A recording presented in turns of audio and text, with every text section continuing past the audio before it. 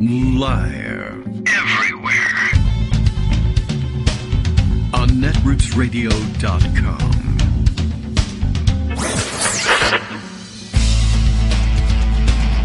David Waldman. Kagro. In the morning. Now, here's David Waldman. Hey, good morning, everybody. How you doing? It's Monday, April 15th, 2024. Time for another show. Time for another pay your taxes. I guess it's tax day. It's also Patriots Day, which I don't know if that's supposed to coincide all the time or whatever. And it's also a regional holiday. But we note that it is Patriots Day here in Washington, D.C. area, even though it's ordinarily not celebrated because, hey, up in the Northeast they do, and sometimes they even close their offices. So if you're lucky enough to have the day off for that, or for the Boston Marathon, or for both, or I guess they always coincide, maybe. I don't know. I'm not from Boston. I don't know. You tell me. But that's what I hear. And so that's it. That's what I hear. That's what goes. The end. And as far as I'm concerned, that's all I want to hear about the matter. Unless, of course, you have something else to say about the matter, and you're, of course, welcome to join in and do it. In fact, you can even record a segment refuting all of what I just said. But you probably want to concentrate on something else. It is also the first day of trial activity for the fascist guy, on trial for, depending on who you talk to, hush money. But no, don't say it's about hush money. You could say it was about fraudulent paperwork filed with the FEC, election cover-ups, election cheating, what have you. But they're all wrapped up in the same case there, beginning in New York City. And for us, that means sitting on your hands and waiting for the good stuff to start, because it's jury selection that they'll begin with, and that'll be a tedious process and may take a couple of days to get done. And there won't be any exciting reports out of the courtroom likely, but there are a lot of reporters standing by in case something exciting happens, like, I don't know what, MAGA juror stands up and gives a speech or something. I don't know. At any rate, it'll be questioning by the attorneys, which will occasionally produce some kind of story. But if you were hoping to see Alvin Bragg drop his briefcase on the counsel's table and make the loud clattering noise, to see whether Donald Trump in his neck brace turns his neck to see what the noise was, thereby revealing himself as a fraudster, that probably won't happen today. That'll happen later on. Who knows? And there was, however, a last-ditch effort. One more. We said on Friday, when I say we, I mean me, I said it, but if I say we, then it sounds like maybe you had something to do with it, and it was wrong. So, you did it. There you go. They made a one last-ditch effort. A last-ditch effort. That's right. Two lasts. To delay the trial. I thought that by Friday they were going to be like, well, there's really nothing we can do. There's no hope at this point. Forget about it. But they did try to sneak one through, and I think they asked for an indefinite delay in the beginning of the trial because there had been bad publicity for Donald Trump. Can you believe it? Bad publicity for Donald Trump. And of course, as you know, all publicity is, what kind of publicity does Donald Trump usually say all kind of publicity is? Yes, good publicity. So that'll hurt you a little bit. But they considered what this was supposed to mean. There's been bad publicity, and so it'll be impossible for us to get a fair trial. You won't be able to seat an impartial jury. Everyone in America, or at least everyone in Manhattan who's eligible in the jury pool, had read negative things about Donald Trump somehow, for some reason.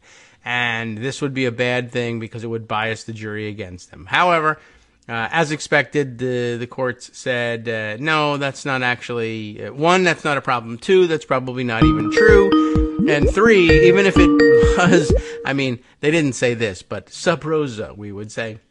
Even if it was true, well, the reason everyone is reading bad things about you in the newspaper is you keep doing bad things.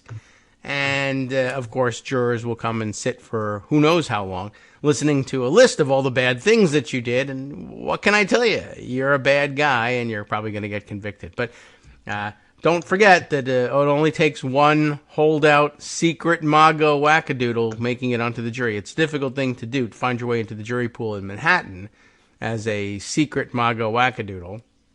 And that's the jobs of the lawyers. They'll be on the lookout for that stuff. But one holdout can create a mistrial and push this thing all the way past the election after all. So anyway, busy weekend elsewhere. I was running around doing fun things which distracted me from the possible World War III moments that came and went.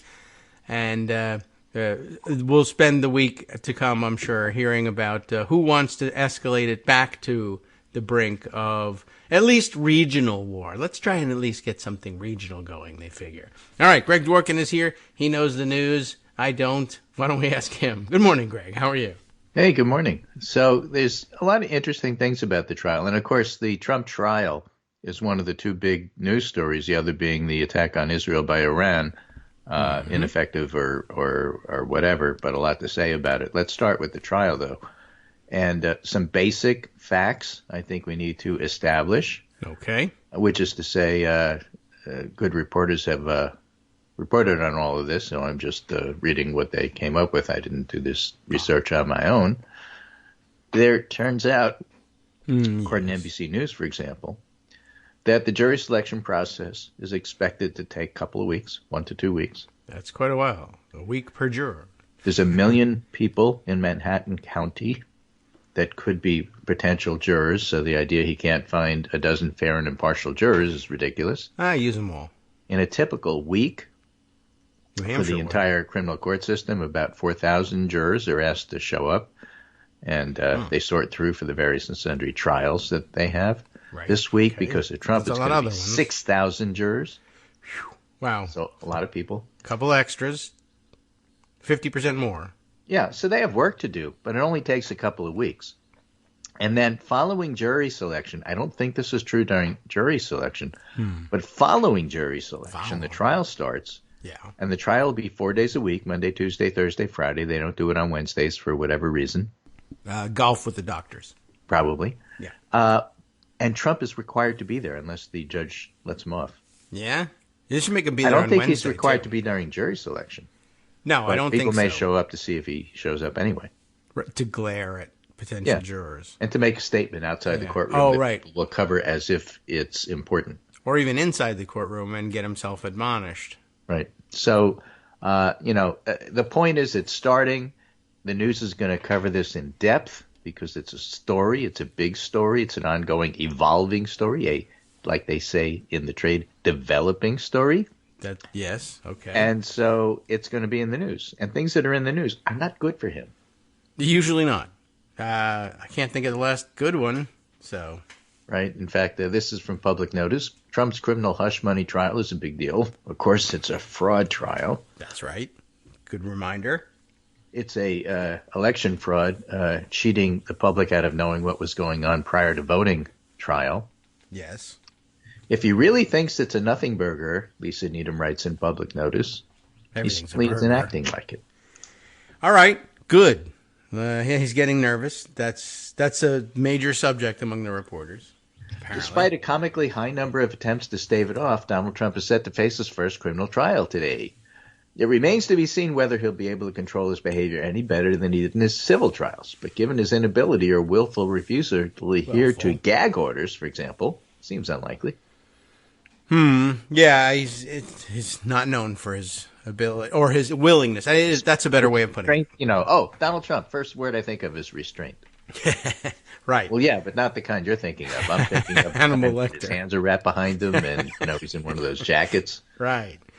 That's not a bad idea. His jackets don't fit anyway, so you might as well try one of these. Yeah, so he should have one of those, crazy person hands wrapped jackets and a red tie that goes down. That's not a bad idea. I think that would be the proper dress for court because you have to wear a tie in court. Yeah, right. That's true. You want to show respect for the court. Also makes a great Halloween costume if your kids are thinking about it already. First, she writes, since it's difficult to keep track of all of Trump's criminal charges, let's remember what he faces in this one. Okay. But when they turn Pervalago into Spirit Halloween, you can buy your... Last year, a New York grand jury indicted Trump on 34 felony counts of falsifying business records in the first degree. What makes it a felony is that if you fake business records in New York, it's a misdemeanor because like everybody does it. But if you use that falsifying business record to commit another crime, then it's a felony. Now you're in trouble. That's it.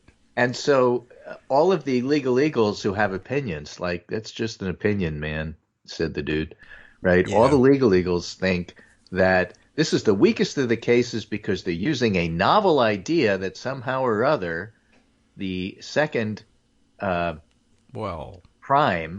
was keeping information and interfering with a federal election, and we're doing this at state level. Of course, all of these "I want Trump off the ballot" have been at state level. Right. And there's plenty of times where state level does matter, and then there's plenty of times it doesn't. So it's interesting, but not automatically, a weak case because of this. In fact, if they have the evidence, and a lot of people think they do have the evidence, many people are saying, then it matters. And who decides? A jury. So let's just say the jury's still out on how important this is in regard to convicting him. They're so out, they haven't even come in yet. But he faked business records to hide $130,000 in hush money. Yes. He faked FEC records to show it. But just because the feds stepped aside doesn't require New York to step aside.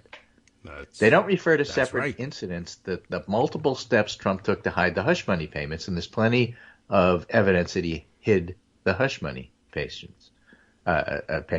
However, prosecutors have also indicated they'll be discussing the $150,000 paid to former Playboy model Karen McDougal. Yeah. So that brings in the purchase and kill. Oh, right. Capture and kill. Things that Trump's tabloid friends did. Right. Normally, falsifying business records is a misdemeanor, but if business records are falsified with intent to cover up or commit a different underlying crime, it's a felony. And Alvin Bragg is accused but not charged Trump of concealing violations of election law and tax fraud. Prosecutors do not have to prove that Trump committed these crimes. Wow. Well, but they can. All they have to do is prove that when Trump falsified the business records, he intended to commit another crime. The intent was there. Whether he succeeded or not, whether he actually committed a crime doesn't matter. Yeah. Right? This is one of those, if you're driving the getaway car, the fact that you weren't in the bank doesn't make any difference. Yes. Well, that's helpful. Of course, you can always tell the jury, I don't have to prove this intent. I didn't exactly rob the bank, Your Honor. Yeah, but you were sitting in the getaway car with a gun, a face mask, one of those Guy Fawkes masks, and directions on how to get into the vault. Robbery. Yeah. Plus, I don't know if any of you guys know this, but this guy's name is Donald J. Trump. So there's your intent right there. That's all you need to. Did Donald J. Trump intend to commit a crime? He did when he woke up and took a breath. Interestingly, and this is where it gets interestingly, especially because of the objections of the legal eagles. In pretrial motions, the Trump team made multiple attempts to block any discussion of any violations of election laws. We know why, because if he violated them, it's a felony. Yeah, well. And these pretrial motions, and here's the layman's view of what's going on here, were unsuccessful. Yes. I think so that's fair. Maybe the prosecutor has something there. Yeah, it's a novel case. Yeah, but so far he's winning in court on it. That's true. They are proceeding, and it is a novel case. But I don't even. Yeah, I mean, I guess again, that's your legal eagle thing. But Juan Merchan has ruled that the prosecution can discuss that the falsification was designed to conceal a violation of federal campaign contribution limitations, and that Trump intended to violate a New York State election law prohibiting conspiring to promote or prevent somebody's election by unlawful means. Okay. So there's many different ways you can look at this. Well, it's not as strong as the others. Yeah, well, the others, one of them is the strongest and has Aileen Cannon, so maybe this is stronger. Problematic, yeah. Right, and also it's not really the defense flex that they think it is to say, well, yeah, sure, he's got this case, but it's not the treason one over here that they've got. That's true. He's also charged with that somewhere else. So the Access Hollywood tape can't be shown, but it can be described. Okay. Oh, because it's part of the deal. Awesome. So far, the judge is allowing the elements that the prosecutor, Alvin Bragg, would need to prove the point that there's something else going on besides just a misdemeanor. Okay. That sounds right? good. And about the only thing that Trump won on the pretrial motions was not showing the Access Hollywood tape itself, because that would be prejudicial. And that's reasonable. That's pretty fair. First of all, everybody knows about it, but seeing it is pretty prejudicial. Because it's not directly related to what Alvin Bragg is charging. Okay. Yeah, sure. It is but I can tell highly you what inflammatory. Was on it. That's good enough. I guess so. And I can make the case. I can verbally make the case. Yeah. I guess. I don't know how. Right? You just don't have, you don't get to see Billy Bush smirking. Yeah. Okay. You all remember I what can he live with said. that then. Grab him. You remember that. Right? Just as it would be unreasonable. Although in context, pretty funny. Yes. To show Norm Macdonald hammering O.J. Simpson over and over and over again. Well, sure. Or showing the white Bronco chase. Yes, it's not directly I related guess that's to this. True. And it might be prejudicial in terms of, what the jury thinks. Yes. But it would be damn interesting and pretty funny. It would probably likely also fall under the same rule to familiarize the jury. So just to let everybody understand what we're talking about here, ladies and gentlemen of the jury, in case you're not familiar with the background and work of Stormy Daniels and Karen McDougal, here are a career retrospective of these two and what they were up to at the time. And I think it'd probably be enough to just read into the record why they were famous. Right. So, in 3 days, from April 8th to April 10th, and today's the 15th, so that wasn't that long ago. Yeah, right. Trump filed 3 separate emergency appeals. First, on Monday, he tried to get the state intermediate appeals court to delay the trial while he pursued a change of venue, because a million people to choose from isn't enough. I like a lot of other That was denied 2 hours after making the motion. On Tuesday, a New York appellate judge took 12 minutes to refuse a different request that the trial be delayed while he appeals a gag order. Okay. And on Wednesday, Trump asked the appeals court to, you guessed it, delay the trial, and this is because he wanted time to appeal the denial of presidential immunity and to have Judge Merchan be recused from the case. I think he wants Aileen Cannon on this one. Yeah, but that's not how it works. She's from Florida. And that was rejected in under 30 minutes. Awesome. Good job.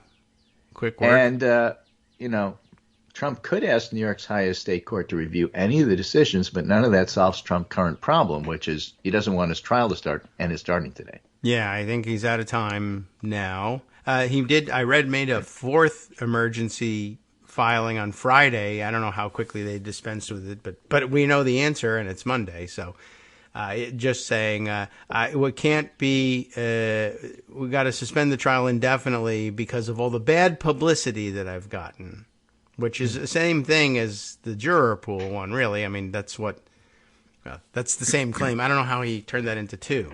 Right. There's a bit of an Al Capone went down for tax evasion vibe about the whole thing, she writes. However, Trump, who spent most of the weekend melting down on Truth Social, is not behaving like a person who thinks his criminal trial is small potatoes or that he's guaranteed to win. Right. And so that's really the important part of all of this. Personally, yeah, it'd be more satisfying, I suppose, to get Capone for murder, but having him incarcerated for tax fraud is fine. Yeah, I'll start there. It worked out fine for, America. Yeah. And they put take Capone what you can away. get. Yeah. Can't. What are you complaining about? Can't doubt about that. And then if you believe the movies, it allowed them to make a movie out of it. Yeah, right. And that's what I really enjoyed most about the whole thing. And you'll recall that prior to the trial, Al Capone really was confident and calm that he was going to get away with this. Of course, he was. Yeah, because he didn't understand the charges and he thought he owned all the judges anyway. Right. And now, meanwhile, Donald Trump is actually agitated and nervous and doing everything he can to delay the trial. So you might guess that Capone went in with a better hand and still went to jail. Right. So there's, other things going on in regard to Trump. But this is a different look. This is from the New Yorker, Eric Lach, Lach. Donald Trump's trial of the century. Manhattan prosecutors have argued that the Stormy Daniels case, the first criminal trial of a former president in American history, is about much more than hush money, and legal experts believe a conviction is likely. Aha. Dun, dun, So dun. that's what I'm saying. That's just your opinion, man. So whatever you think, as the legal expert, you don't really know. That's true. You have to wait and see. If you're talking about process, you're an expert. If you're talking about outcome, you're guessing like the rest of us. They are going to have a trial, and they will pick a jury. You can say that. Yeah. And you can say might about be this wrong. is how the process works, this is how long it takes, and such. But arguing that, well, this is a really weak case, and it offends me that they're even bringing, come on. We got people on the left who are saying that. We got people on the right who are saying that. You can pay AI Jonathan Turley to say that. It doesn't matter. Yeah, I wouldn't pay for It's that. not up to you. It's up to the jury now. So shut up. Okay. Really, the You had your contrarian chance. piece You is... had weeks and months to talk about it. It's starting. Yeah. Right? Don't lecture me about how weak the case. You don't know how weak it is. If he's convicted, it wasn't a weak case, was it? Well, I guess you can get convicted on a weak case, but it doesn't matter. So now you're convicted. At this point, if at 9 o'clock on Monday, if you're still thinking of writing it's a weak case piece, thank you. We got one at the office. Many legal experts, says the New Yorker, believe a guilty verdict is likely. I think Bragg has shown he wouldn't have said yes unless he thought this was a really good case, said Andrew Weissman, one of the legal eagles with lots of opinions, because he's paid to have opinions these days. It is in many ways a straightforward fraud case with a paper trail of evidence and a defendant with a strong motive to commit a crime. Oh, the strongest. He's Donald And Trump. yet, the case has also provoked heated debate among legal scholars and former prosecutors. Jed Sugarman from Boston University wrote an op-ed in the Times titled, "The Trump Indictment is a Legal Embarrassment." Sugarman's no Trump fan. He just had questions about the strength of the case. And part of the skepticism had to do with the novel way in which Bragg brought the charges against Trump. Again, the whole idea of misdemeanor is a felony if you had some other reason for doing this. Stretching jurisdiction, Sugarman called it. And yet, the law professor acknowledges now, that he underestimated the case. Oh. I think that's called misunderstanding the case, but I'm now more willing to say it's fair for the prosecution to go forward and for Trump to have his day in appellate court. He, too, thinks the conviction is likely. Okay. And he was persuaded by legal arguments. Others have increasingly come around to the case because of the calendar. And for years, officials in the Manhattan DA's office was referred to this case as the zombie case because it was there and it wouldn't go away. But that's because Cyrus Vance Jr. was awful at his job. And once he was replaced by Bragg, all of a sudden it got to be, hey, something's going on here. This is a big crime, actually. Holy cow. Yeah, I don't understand what's so confusing about the concept to people like Sugarman. It's like if you're committing a crime that happens to be a misdemeanor, and it's all by itself, fine. But if you're doing it it's always been the case that if you're doing something to cover up another crime, that it's a racketeering case against you or a conspiracy case. I don't mean to disparage the expertise of many of these legal eagles who certainly know a whole lot more about the law than I do. Yeah. But I do know this as a doctor, bracket retired, end quote. Okay. Like Army. You don't know as much as you think you do about even things that you think are an expert on. And take any topic and you'll get somebody to argue that that's not exactly what's really going on here. That's true. Another good clue, by the way. And then the patient may say, well, that's all well and good. I ain't taking this medicine. Yeah. Well, get a second opinion. Yeah, or a third. Yeah. So, the idea that just because X, who is very good, said something, that doesn't make it, okay, that's the way it's going to happen. That's and true. People have to understand that about pollsters. They have to understand that about doctors. They have to understand that about lawyers. And they certainly have to understand that about political pundits who write for the New York Times. Yeah. You have to understand that about the daily special at the cafe just because the server says it's good. So what's really interesting is that the people who said, you know what, I think this was wrong, and I'm going to bring charges. All right. And now I'm going to, use some technical issues to make it so. There's nothing wrong with that if you can prove your case. Yeah, I mean, that's what it comes down to. Another good clue, really, for all of this is, I think this is wrong. I don't like this case. I think this is done incorrectly. Okay, and you are, right, you're the professor in Boston, yeah. And the case is where? New York. Is there any possibility that in New York, using state law, it's different than it would be in Massachusetts? Or you've never had any experience with this in Massachusetts? It might even be on your books, but you've never used it for anything. But in New York, they have? Yeah. Well, it's one of the reasons right. why I rely so heavily on the Georgia State legal analysis of what's going on with Fonnie Willis in Georgia. Right. It's because you know what they're expert on? Georgia law. Georgia law. Right. I guess that's something you'll hear all the time from Armando when he's analyzing things, especially if it's happening elsewhere other than Florida and New York. He says, I don't practice in Georgia. And if it's a different state altogether, there's caveats. Right.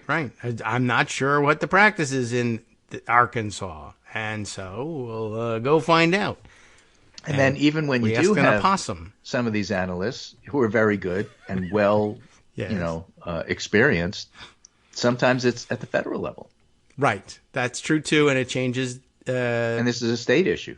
Yeah. And then, this is what to put bothers this all in perspective, Sugarman. There's some excellent, really sharp legal minds, from Larry Tribe to Neil Katyal to Andrew Weissman to a whole bunch of other people who said the Supreme Court's never going to take this immunity case. Right. And they shouldn't have.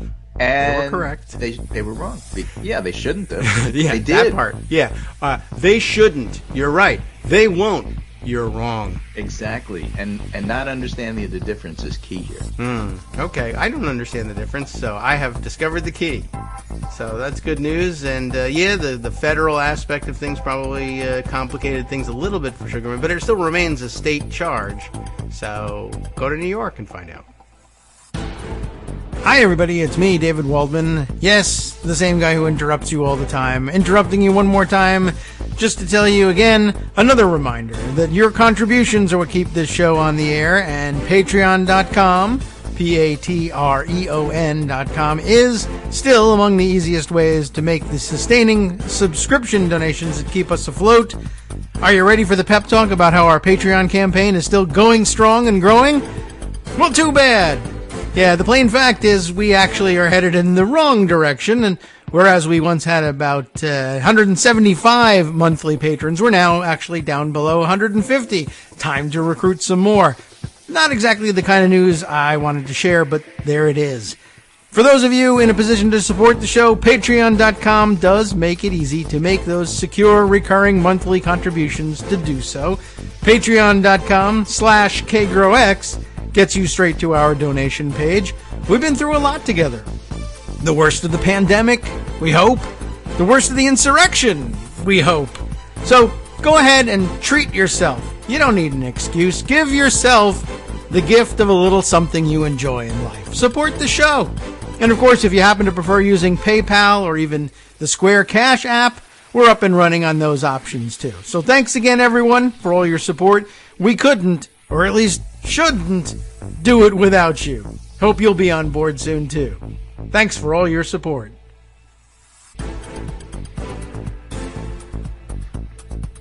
All right, welcome back now to the Kagro in the Morning Show here on Netroots Radio. We got more to cover, and Greg gamely hanging in there, give it another shot. Got some more to discuss. Recovery is slow. A couple of things here. Yes. The pundit roundup, I sort of themed. Richard Nixon famously said, "I am not a crook," and yet he was. And Donald Trump said, "Yeah, I am a crook." And the point is, I need to be a crook. You need to vote for me, because if I'm not a crook, if the American president isn't a crook, they can't do their job. He does believe that. He does. So E.J. Dionne wrote a column about that. It's just really interesting. All right. That good. In fact, would be the case. Yeah. Trump's immunity claims tell voters all they need to know about him. Yes, and yet. Do not shrug off how significant it is that the Supreme Court will soon hear Donald Trump's claim that presidents should enjoy absolute immunity from prosecution for illegal acts performed in office, how the court handles a case involving the former president's efforts to overturn the 2020 election, are tests of the nation's capacity for self-government under the rule of law. Denigrating the case is just another instance of Trump's willingness to litigate anything to delay his trials. Don't do that. That fails to take seriously what this case tells us about how he would govern if he returns to power. Mm-hmm. He is saying something no other presidential candidate has ever said. The only way to be an effective president is to be willing to break the law. A denial of criminal immunity would incapacitate every future president with de facto blackmail and extortion while in office and condemn him to years of post office trauma at the hands of political opponents, as the lawyers wrote. That would be the end of the presidency as we know it and would irreparably damage our republic. And it really sounds like an argument Nixon would have made. Yes, it does. And it's funny because it's in effect the argument that everybody else is making, like, well, if we do things your way, it's the end of the presidency. Yeah, in fact, a bunch of retired generals and admirals, and what do they know about war? And former service secretaries warned that absolute immunity would, quote, severely undermine the commander-in-chief's legal and moral authority to lead the military forces, as it would signal they, but not he, must obey the rule of law. Right. And think about that. Under this theory, the president could, with impunity, direct his national security appointees to direct members of the military to execute plainly unlawful orders. Yes. And this would threaten proper functioning of our military, and this is just one example. And so, you know, it's a big deal. Yes, I order you to commit a war crime. Now what do I do? Because he's going to get one of the away many with it. reasons to be offended by the fact that the Supreme Court is, first of all, took this case in the first place, and secondly, has taken their sweet patootie time to decide what's going on here. Yeah. And again, you don't need to be a legal expert to know that this is wrong. Right. I mean wrong. It's correct that it's wrong. There we go. It is wrong. Yeah. But the Supreme Court. Well, they shouldn't have done that. Yeah, we all know that. Well, they did. Well, Yeah, you now didn't know what? that because you were predicting they wouldn't. Yeah. You told us, they couldn't. But they could, and they did. And you have to remember that every time. We try to remind everybody. Yes, normally they would never touch this with a 10-foot pole. But if 5 of them want to do that, and in fact, not only should we touch it with a 10-foot pole, you could shorten that pole. You could cradle and cuddle it, as a matter of fact. We'll give you the pole.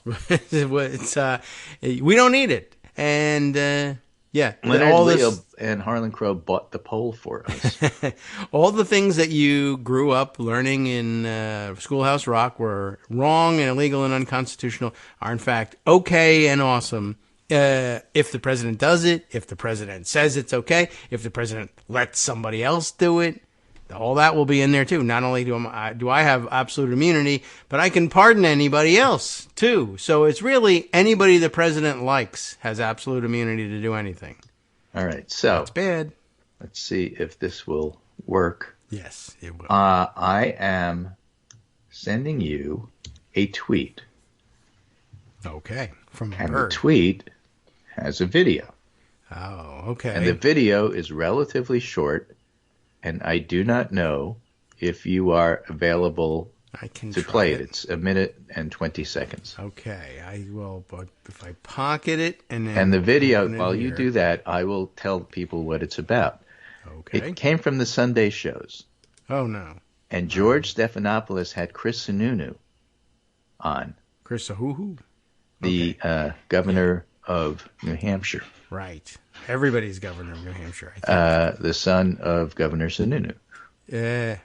Now you're So he grows up in a political family. Yes. And Stephanopoulos was basically asking him about right or wrong questions, about what Trump did was wrong. Will you support Trump even if he's convicted? Oh. And Sununu basically saying, well, of course. Well, what about this? Stephanopoulos said, yeah, doesn't matter. What about this? And Sununu said, doesn't matter. Okay. And Stephanopoulos says, but you're going to politics. I'm asking about right and wrong. And Sununu says, no, this is just politics. Oh, okay. Wow, that's pretty craven. It is. Yes, I have it. But it's so clear and straightforward, and he thinks he's right, and he doesn't understand what's wrong with it. Oh, dear. And that's what's so interesting about it. Well, so I don't know if you were able to play it. Let's try it. Tomorrow, that criminal trial. Will your support for Donald Trump continue even if he's convicted in Manhattan? Yeah, this trial is not going to have major political ramifications that a lot of people, I think it may have. When it comes to these issues, people see it more as reality TV at this point. They really do. And so, whether it's a conviction or what that conviction looks like, a lot of folks, they conflate all four of these different trials that he's in. I don't think it's good that he's going to be in the court, have to be in there probably 3 days a week, for a number of weeks. That takes him off the campaign trail. He'll probably go back on the campaign trail and almost like rehash what's going on. He'll try to victimize it, and that has worked for him, right? I mean, this has been going on for over a year, and his poll numbers never seem to go down because of the issue.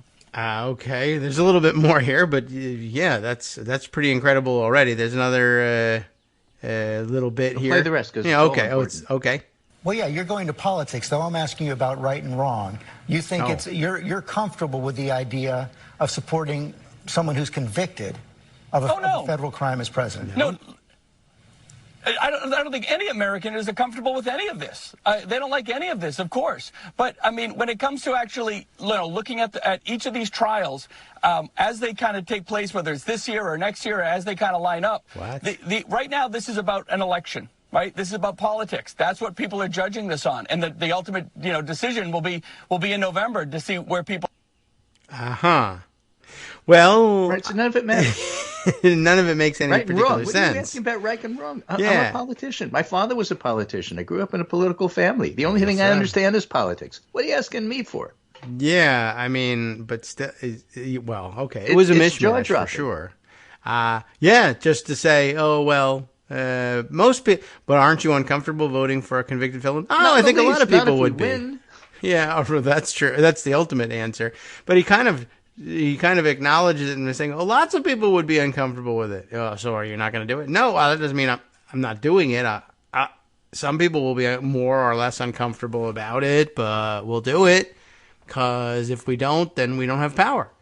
Okay, that's right. That's pretty bad. And somebody wrote this on Twitter, and I wish I could remember who so I could credit them. Frank. But they were asking about support for some of the stuff that's been going on in Florida and Texas and most recently the idea that in Arizona all of a sudden we're using an 1863 law to say that abortion is completely illegal. And when you pressure people like Carrie Lake, who changed their position overnight, basically what they're saying, this person says, is, look, I am a full supporter of banning abortion, except there need to be exceptions. 3 major exceptions.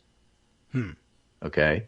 Rape and incest, saving the life of the mother, and if my poll numbers drop. Yeah, that's basically it. I'm for banning abortion quietly and blaming it on someone else. Yeah. And so to see this on national TV and say it so blatantly is just jaw-dropping. Now, nobody watches the Sunday shows. Nobody's going to see that segment. I get all of that. But we're talking about people who do. And it is about right and wrong. And weak men like Sununu are wrong. They're wrong about abortion, but they're certainly wrong about the criminal trials, and they do matter. And people are going to see this and understand that he's been convicted of a crime. Yes, and that's hopefully it then rubs off on people like Chris Sununu. Like that guy said that this crime didn't matter. It does. He shouldn't be in office either. If it matters, all of a sudden, does it matter to you? Yeah, that's a pretty fascinating thing. Also, I guess it's still going to take some time for people like George Stephanopoulos to realize, but occasionally they do. This does dawn on them. I don't want to be talking to this guy anymore. This guy doesn't. He's not even playing along with the politics game that we play here. You're supposed to say that this is bad for Trump, and it's crazy not to. But apparently, they're all going to do that. These aren't the people I want on my show anymore. In fact, John Harwood started yelling at some of his fellow journalists about doing some of this, not just politicians like Sununu. Harwood says, look, there's a growing tendency among journalists just to regurgitate things people tell pollsters, whether they're true or not. Polls show people think the economy is bad, so it's bad, even though it isn't. Polls show people think Biden's too old to be president, so he's too old. although we see him doing the job. And I would add, by the way, look at what's going on in the Middle East as he keeps Iran out of the conflict. Safer than venturing to say what's true, but we really should leave the self-fulfilling pandering to politicians, not journalists. I guess. Although we shouldn't leave it to that people to like either. John Sununu. Journalists shouldn't be, engaging in this sort of thing. Yeah. And at some point, you hope that the Stephanopouloses of the world to say, all right, well, this has gone beyond the usual thing where I bring people on and they give their side's spin. It is bad to be convicted of a felony and then run for office, especially if that felony is I illegally got myself elected the last time around. Right. Now, I'm going to send you some information on a recent poll. Okay. That was taken over a month by AP NORC, 2,462 respondents. And this is from ABC News. And it's really pretty fascinating. Okay. And they look to see, among respondents who voted in 2018, 2020, and 2022. So we're talking about 23-year-olds and up. Yes, and frequent voters at that. Well, that's the point for these frequent voters. All right, then. Right, because we're going to look at others, that? but look at these frequent voters. People Among respondents who are frequent voters. Excellent, okay. Among respondents who voted in 2018, 20, and 22, Biden 50, Trump 39. Okay. Plus 11. Okay. Okay? Yeah. Voted in none of these elections. Yes. Trump 44, Biden 26. What? Really? Trump's up by 18. Wow.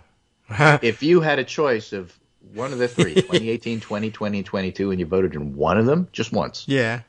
Trump is up by 12, 45-33. Okay. So if you're a campaign person, Yeah. would you rather have the people who vote all the time or the people who never vote?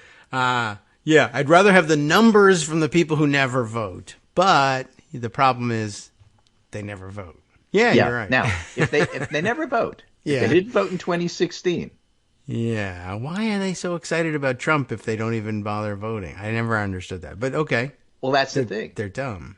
Okay, and for you those who are must be paying dumb. attention, Trump is at 39. For those who are not paying attention, Trump is leading, but he's at 45, and he can't crack 45. Right. Oh, who was it over the weekend said something about, or maybe it was Sununu in his interview saying, so you're going to support this guy? Yeah, me and 51% of the American That people. was Sununu. Yeah. Which by the way, never was hit wrong. No, even among people who didn't even vote, which is a weird metric ordinarily. But yeah.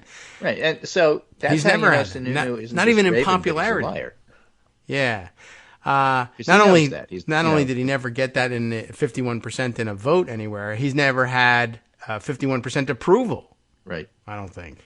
Now, we sometimes refer to the voted in none of these three elections as the low information voters. Yes. Also, a cemetery. But, so yeah, what do these two things have in common?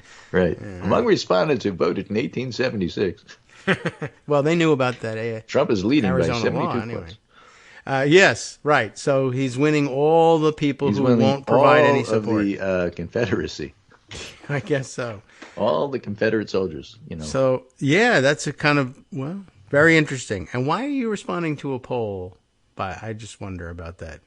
So Well, by that's the way, thing. voting is Why no harder are you than responding doing to this. a poll when you never vote? Yeah, I don't know, but I guess they don't want to get word to them. But this is actually less difficult than voting in many cases. Although sometimes you'll have to stand in line. Although these Trump voters probably don't have to. Right. And remember, in a lot of cases, non-voters, one of the things that they were looking at are subgroups. If you click the link I gave you, you can look at some of these subgroups. And this I found really interesting. Okay. Looking at black voters only. All right. Okay. Yeah. A sample size, we're talking about 250 people, sometimes less. Yeah. If you voted all three elections, Right. You're very involved. Biden 86, Trump 5. And every time. If you didn't vote at all in the last three elections, Biden 42, Trump 32. Okay, so they've got it right no matter what happens. Yeah, but the black point community. is, But yeah. if who were you polling? Who are you asking? Who are you reaching? Do you have it weighted properly? If you look at your subgroup and say, oh, Biden is losing black support. Who? Yeah. The ones who never vote? I guess. According to this, that's exactly who he's lost. Because the ones who vote, same as it always was. That is, how do they restrain themselves in asking these questions? So, who do you support? Trump. Okay, and how many of the last 3 elections did you vote in? 0. So when you say you support Trump, can I just ask you another question? Are you going to vote this time? Well, that's the underlying question. But also, like, when you say you support him, what do you mean I support him? Like, because you're going to vote for him? You haven't. Are you going to? Or are you just like, I support that guy staying on his side of town? What do you mean? I don't know what's going on here. You support him. But, again, I like that hat. I mean, is that it? This is one of the reasons why polls aren't predictive, but it's also one of the reasons why you can't look at subgroups and say, aha, this tells us what's going. No, it doesn't. It would help, though, to have this other measure. But, yeah, I guess that's the most amazing thing that I think universally across all of the groups, the less you vote, the more likely you are to support the guy. Well, maybe this is it. You're more likely to support the guy who wants fewer people voting, and that's me. So he's going to make me into the majority. The other way of looking at it is what the political scientists call a thermostatic response, which is to say, for those people who don't usually vote, they want to blame somebody, and so it's the president, the current president. Oh, okay. But why? Because you got to blame somebody. Otherwise, it's my fault. Yeah. Right, it would end up on your lap, wouldn't it? You didn't vote. What are you yelling about? My car, it just hit a tree. It's going to cost me a lot of money to fix. I blame Biden. Or trees. It's the economy. Yeah. That's really something here. Let's see. I'm just looking. It seems to be I guess that explains it. In every group. Where is it closest? In the all category, people who voted 2 times. They're tied. They're not sure what to do. I voted 2 out of the last 3 times. Now I don't know what to do on the 4th. Okay. I guess that makes some sense, actually. I wonder if it's tied among, at 40-40 among Hispanic voters who voted once in the last 3 elections. Although that is What's really interesting is that it's tied among white voters who voted all 3 times. 44, all 3 times. 44. Oh. Trump cannot afford look at that. tie with white voters who actually vote. That's true. That's how he's supposed to win. And they voted white voters who voted in every single election still has no advantage. 44. Good. Thank God.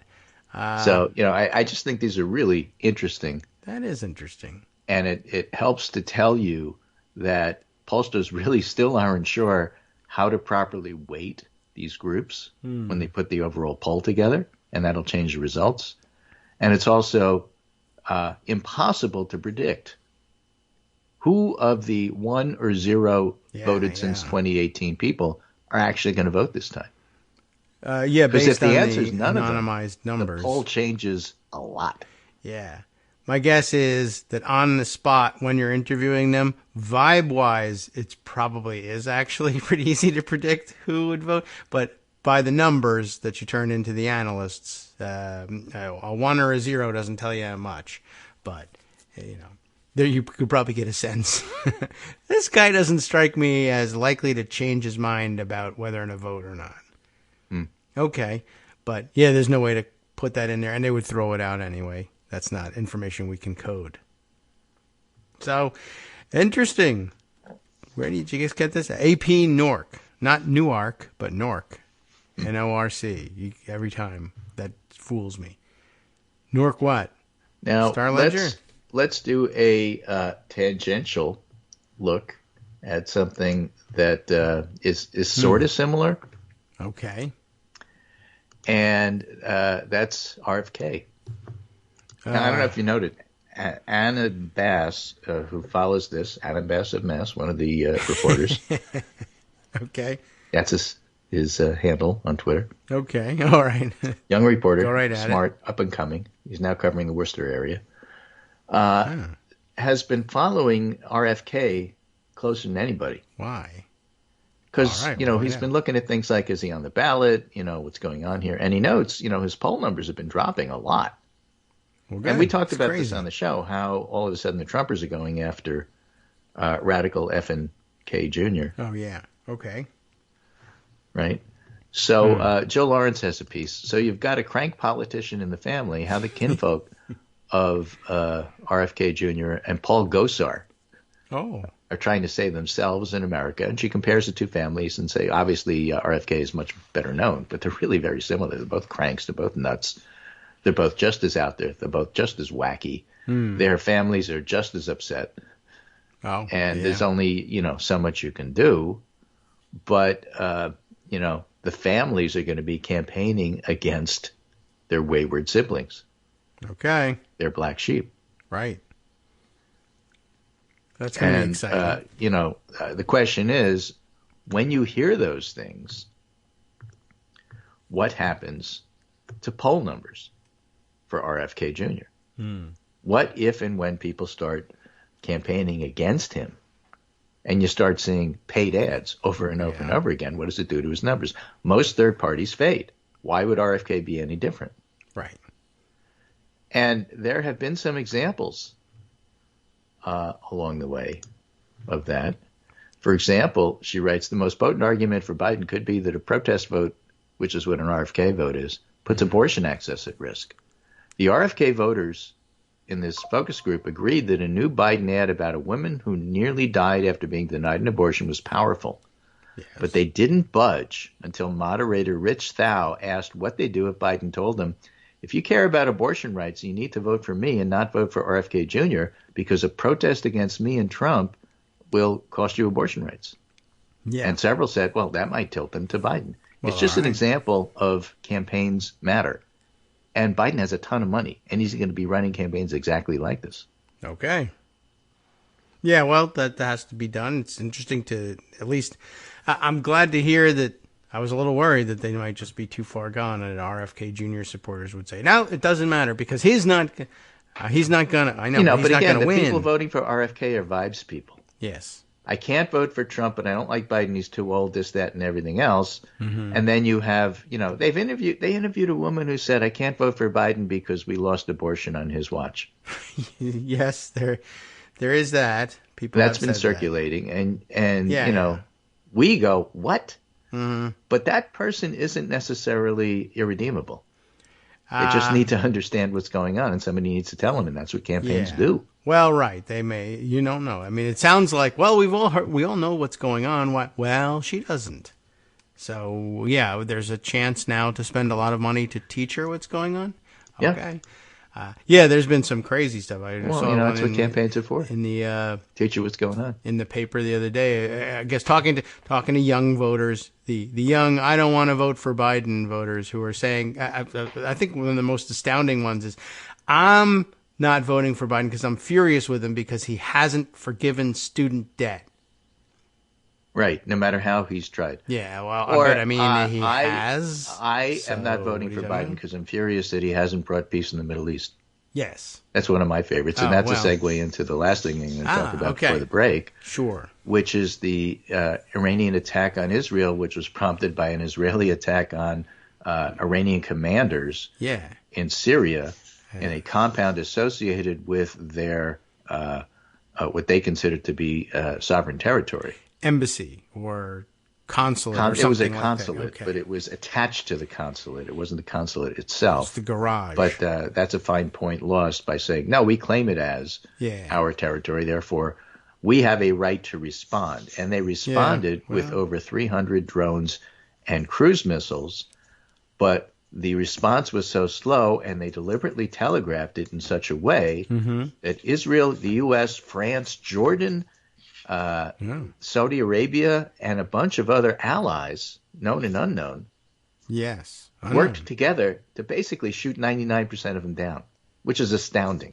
Yes. And there's so many things that are astounding about this. First of all, the size of that slow-moving Spanish Armada was pretty remarkable and a distinct difference from what usually happens. But telegraphing it and basically asking Israel and its allies to shoot it down, which they did, meant that Iran can then say, okay, we did what we needed to do. We couldn't let this sovereign territory attack go unresponded to. We did respond. It's over as far as we're concerned. Mm-hmm. Yeah, that was Israel does something else. That was kind of generous. The Israelis, and I'm looking at Haaretz and some of the other Israel press, fending off Iran attack is a major Israeli achievement. Retaliation would risk an all-out regional war. Biden's pressuring Netanyahu to avoid a retaliatory airstrike in Iran. Other reports say Biden was using back channels with Iran to say don't do anything else. The whole thing was kayfabe. The whole thing was choreographed. And when you tell me sounds like it, that I can't vote for Biden because the Middle East, well, what are you talking about? Look at what just happened. And this is with Biden in charge and why you need somebody like Biden in charge rather than Trump, who said, I don't know anything about any of this, and I'm going to tell Netanyahu you can do whatever you want. Right. Trump would be firing missiles back for sure. That's basically it. And this was well played, I think, for now. I'm willing to say it was well played by everybody, including the Iranians. You cannot, how should we put this? A sports analogy? Okay. You can take the ball down the court and set your team up. That doesn't guarantee a score. Right. But if you're totally unorganized and don't know how to pass the ball, you won't have that opportunity. That is true, too. This is the opportunity. And so here's some Israeli reaction. Gershon Baskin. The regional alliance and support that Israel received last night is a small taste of what's possible if we move seriously toward ending the occupation and allowing Palestinians to have freedom and dignity.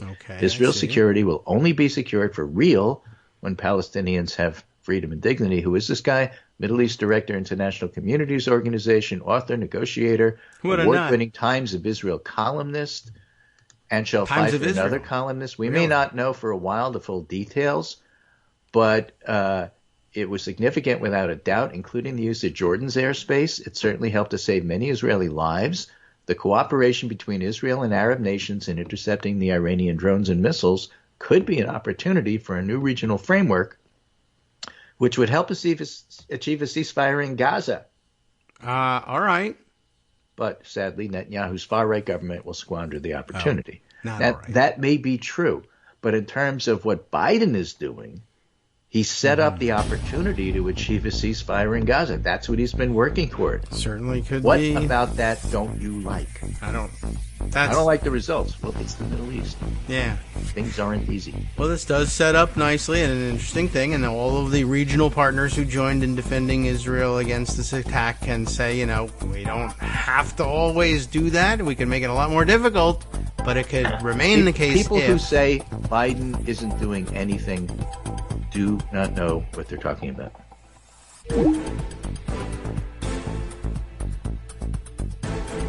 All right, welcome back now to the Kagro in the Morning Show here on Netroots Radio. Yes, what an exciting time this weekend was. Almost a big regional war, maybe a world war. It certainly could have gone differently if Trump were in charge, that's for sure. Lots of implications, lots of guesswork about who's doing what and why, but what else are you supposed to do? They don't say these things out loud.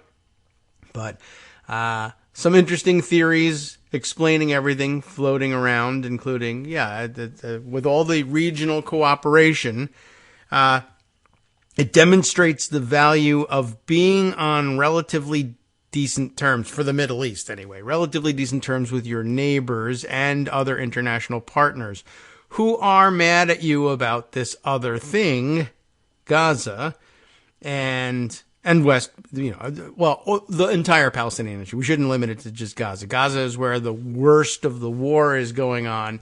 But it's just as infuriating things that are happening in the West Bank, where there's not general conditions of war. It appears from the outside. And yet, if you live there, you probably feel differently. Because if armed bands of people come over the hill and kill your whole family, that does feel like conditions of war. I am sure of it. Anyway, really, though, the idea, it's a great demonstration. Where would you be if, let's say there was something, is there something you could be doing over here? I use the Gilbert Gottfried voice for this one because I'm thinking, I don't know, this always reminds me of, there's a scene that probably nobody even remembers. I think it's Beverly Hills Cop 2, which, why you even remember Beverly Hills Cop 2, I don't know. But is there something, let's say, that you might be doing that would make all of these people who just cooperated to secure the safety of Israel from a wave of 300 drones and cruise missiles and who knows what else from Iran, that if, let's say, they were less inclined to help next time, would create a massive danger for you, for the safety of the Israeli people, or in this case, for the safety of anybody who happens to be in Israel, including the one person who was actually injured by the Iranian attack, a 10-year-old Bedouin girl, as I understand it, was the one civilian victim reported, although those numbers may have changed. But at any rate, if everybody, I mean, this was an extraordinary demonstration of more than patience with Israel, given that, almost everybody involved had reason to say, I've tried with these guys and they're just not responding, and now they need help from me, and the answer is no. Of course, on the other hand, this was likely to be seen, at least initially, by others from a different perspective. No matter what we do to demonstrate how badly Israel is approaching the Gaza war, there's nothing we can do to convince the international community to just get out of the way of Israel's having sown the seeds of its own destruction. Yeah, I think that's probably true. And, but I think that their aim is probably reasonable in the sense that, well, I guess if you play it out, right, and let's let all the drones and missiles through, and Israel suffers a round of horrific casualties from random bombing of its population centers, although I don't know what the targeting of these things was. Well, I mean, we already know, we're on the record here with what is Israel's response to October 7th going to be. So really, is it wise to then say, well, all right, if you have 2 or 3 competing possible outcomes, and one is another 1,000 people die in Israel and they go absolutely hog wild and expand this into a regional war that tips the entire world into cataclysmic war. All right.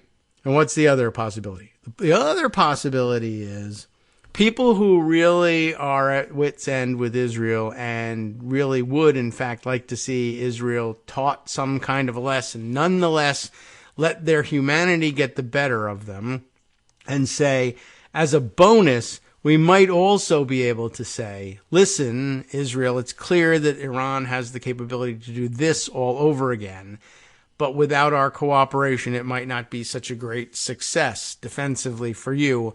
Wouldn't it be better if you traded us some kind of a sign of moderation on Palestine, and of some kind, just maybe a baby step, something, anything. Now, it's entirely possible, given how Trumpy Netanyahu is, that he says yes and does no, or even says no and does no. And I don't know what your recourse is at that point, other than to say, I guess we don't show up for you. But again, you could end up letting your humanity get the better of you again. That's not the worst thing in the world, and it's not the worst PR notion in the world either. If, time after time this happens, and people keep coming away with the impression that, well, the rest of the world community and regional community is acting with humanity and compassion, but not these guys, then mission accomplished, I guess. The second big win in the PR war for the Palestinians, if that's the case. So, I don't know. Maybe that's the calculus. Maybe it's not. But it's interesting to also note that it could probably be seen as abandonment of the Palestinian cause by everyone else in the world. But that's only if you were hoping for, I think the only just outcome from this is retribution and more regional death and destruction. Yes, people are mad at Israel. Yes, people are mad at Israelis. Yes, some people are just outright anti-Semites and mad at Jews. That's also true. But yeah, well, I guess it's just another opportunity to rise above. But this is a conflict that's not marked by a lot of rising above among the two chief protagonists, even though others apparently are rising above. But then, of course, they also have the mixed signals from Iran. Like, well, they telegraph this attack so that there's a very good chance that the attack itself will be defeated, but that's actually better for them. And it doesn't draw the region into war, doesn't draw anybody else into counterattacking if it's not necessary to do that. Unfortunately, the Israeli War Cabinet now meeting to say, but should we do it anyway? Which would be remarkably unwise, but it certainly would clarify the situation for a lot of these actors. All right, we got the angry birds nestled up close to the window again today. So the Carolina invaders, I think, the wrens and warblers are back outside making a racket. They don't want to talk about Israel anymore, and who can blame them? All right, let's see. There's a couple more notes here from Greg here saying, P.S. Israel and Ukraine aid is on the table. The environment has now changed, and that's true. And just waving a hand at Mr. Speaker, now holding on by a thread. I was thinking about him this morning, too, because what did I see? Somewhere on the social medias, and I am sure that it was earlier today, Jamie Dupree. I saw tweeting, but blue skying, whatever the hell we call this thing anymore. It's saying, let's see, if you hear talk this week about the need for Congress to sanction Iran or Iranian leaders, the House has already done that. The House passed H.R. 589 on a vote of 410-3 last September. So, overwhelming bipartisan support, et cetera, had an opportunity to grab a victory and to say that we did something so overwhelmingly popular that it won 410-3. I don't know what's motivating it, whether it's like, well, but Democrats helped us, and so therefore forget it.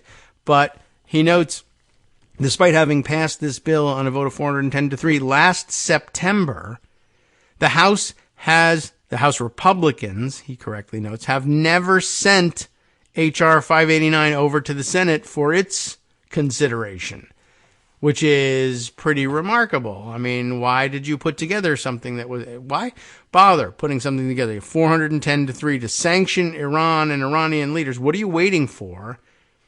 Why haven't you sent it to the Senate? And I wonder sometimes whether that's not, well, if we send it to the Senate also will overwhelmingly agree with it. And then people will look and say, as much as I love Republicans, it turns out Democrats actually agree on sanctioning Iran. And so, I don't know, there's no difference between them, or why do I vote for Republicans again? Or I don't know what kind of confusion this is supposed to cause, but they're so dead set against, and very often, against allowing anything. I don't want anything to pass if it means that Democrats are also going to support it. I only want credit for things to happen that go to Republicans. And I'd rather not do the things that we need to do than share credit with Democrats. If that's what's motivating it, that's insane.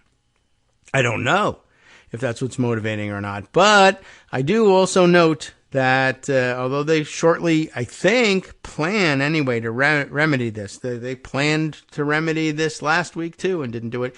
Still more than 2 months. More than 2 months since the House, with a sense of urgency and purpose, finally on the second time around, managed to scrape together an extra vote or two to impeach Mayorkas, Secretary Mayorkas of Homeland Security. 2 months later, And I mean, really, honestly, you're going to impeach the Secretary of Homeland Security. What could be more important and more urgent than dealing with Homeland Security? At 2 months later, they haven't even bothered to send the papers over to the Senate that said we impeached the guy. Although they have been nervy enough to demand prompt action on the impeachment, which is amazing, considering that they still are sitting on it.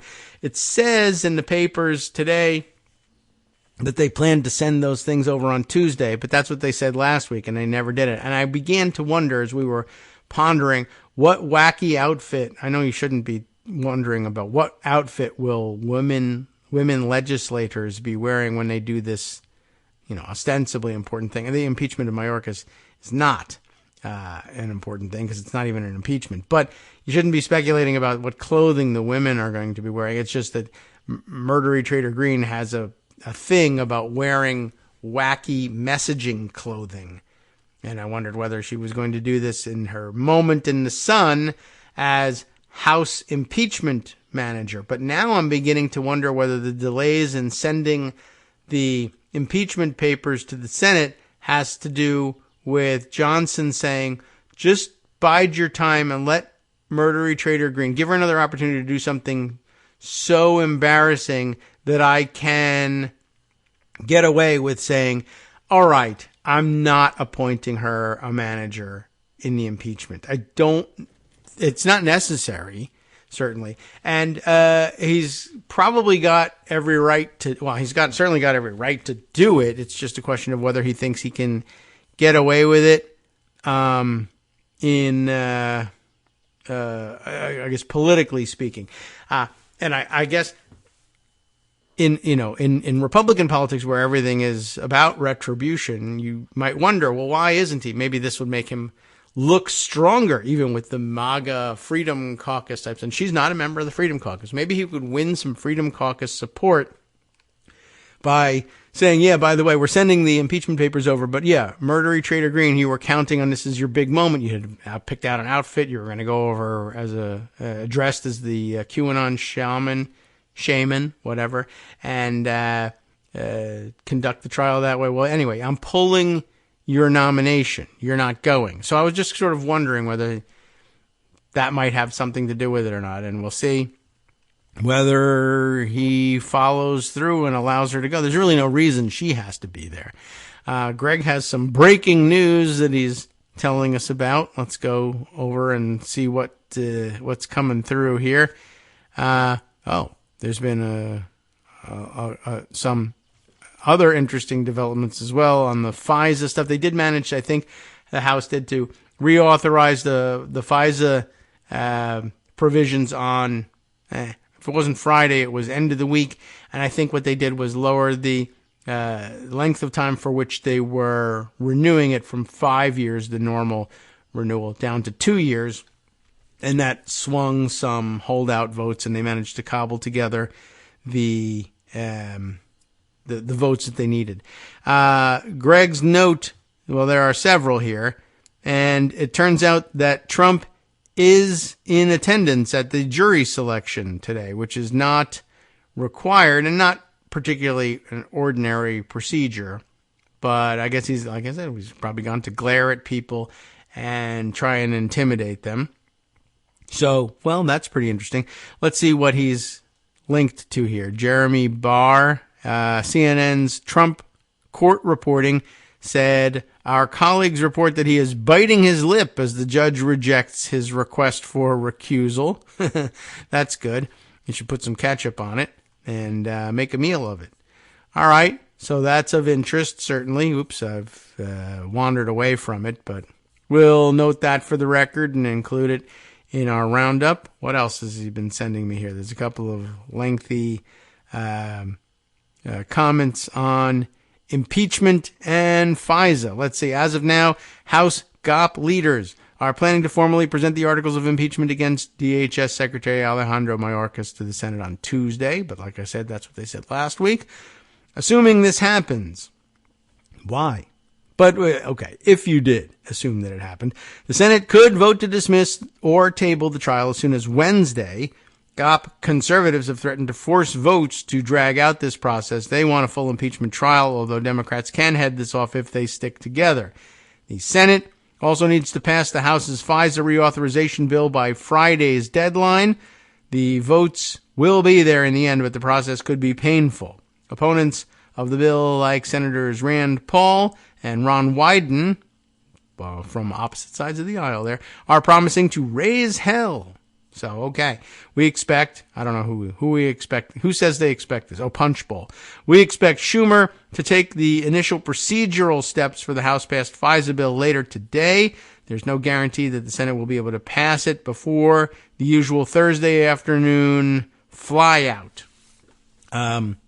Yeah, although they'll be working on it. But the one thing that'll get in the way of it would be having to try to deal with the impeachment as well. So the House timing it such that neither thing can actually happen, and that might be perfectly intentional. So we will see. Let's see. I got a couple of articles about that myself. I had some things I wanted to talk about too. Let's see if we can't bring some of them to the fore. But now I have to kind of review what is it that I need to share with you. I mentioned to you that there was the last-ditch attempt to delay things again. I've got an article for you, and we'll just we'll include it in the roundup so that you can see that I didn't make that up entirely. But other than that, you got the gist of it. A couple of interesting contributions from listeners as well, and I'm just trying to sort of gauge the relative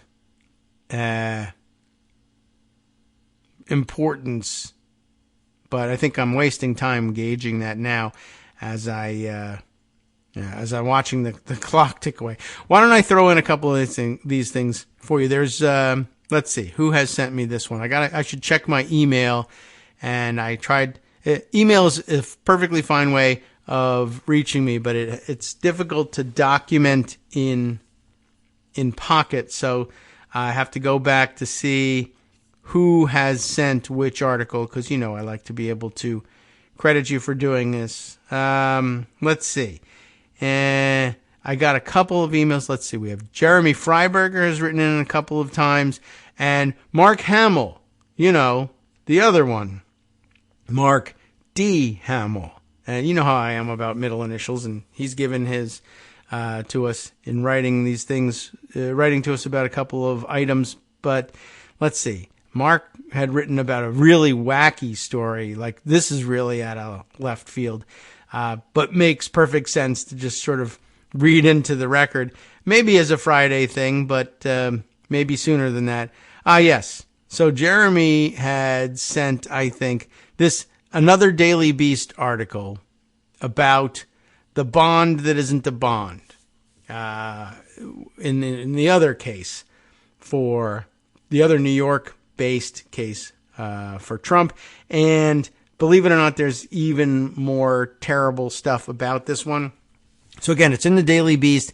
It is, I believe, Jose Pagliari's work. Trump bonds Cayman connection stinks to high heaven, which, a lot like Trump, stinks to high heaven as well. So I guess it makes sense that this would be the case. But yeah, more dirtiness surrounding the Knight Insurance Company, and I think we probably ought to read it into the record because we're following it pretty closely. And then when the really bad stuff breaks, you'll be able to say you knew since whenever. So, okay. I was also very interested in this one because this is the first reporting that I've seen, again, Jose Pagliari for Daily Beast, beginning to refer to this as the purported bond, which is, of course, the most accurate way of describing it, and it should drive you crazy, and you should remind everybody, and certainly every reporter you see who might do something like this, that there's really no evidence that this is a bond. You shouldn't even refer to it as a bond. It's a win for Trump if you say he posted his bond. He didn't. Not only did he not post the money, but the thing that got posted wasn't even a bond. So, more things happening. But let me start on this story here. When the questionably leveraged company that rescued Donald Trump with the last-minute $175 million court bond insured itself with its own parent company. You see what's happening here? This has nothing to do with the bond necessarily, but remember, he's got layers and layers of Knight Insurance Company. So Knight Insurance Company needed to have insurance for various things, right? Insurance for its own employees, I guess health insurance if they provide that as a benefit, but also, directors and officers insurance for their board members, and just liability insurance for themselves operating their business, quite aside from the fact that it was actually in the insurance business. But the insurance company needed insurance. So where did they turn? Well, just so happens they own lots of insurance companies. And so it was self-insured, which I suppose must be fairly frequent someone in the insurance business can tell me whether that's not the case. Lawyers would probably tell you it's unwise. You should do your insurance at an arm's length, hire another insurance company, just as a lawyer who gets himself in trouble, if he's smart and knows the old adage about who hires themselves as their own lawyers.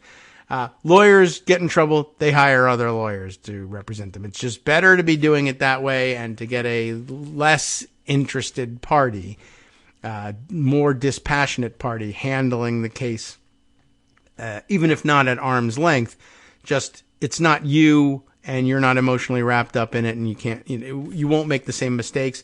Similarly, I would imagine, also, of course, therapists, right? Psychiatrists who speak to other psychiatrists professionally. I need to unload. All these people are unloading their problems on me. I need to do it too. And you don't just analyze yourself. You ask someone else's perspective on this. I would think that insurance companies should try to avoid self-insurance whenever possible. But it might not be exactly analogous because, of course, insurance companies are in the business of stealing money from other people and not paying off. So maybe you do better self-insuring because then your insurer will pay off from time to time. But then that comes out of your bottom line, so I don't know.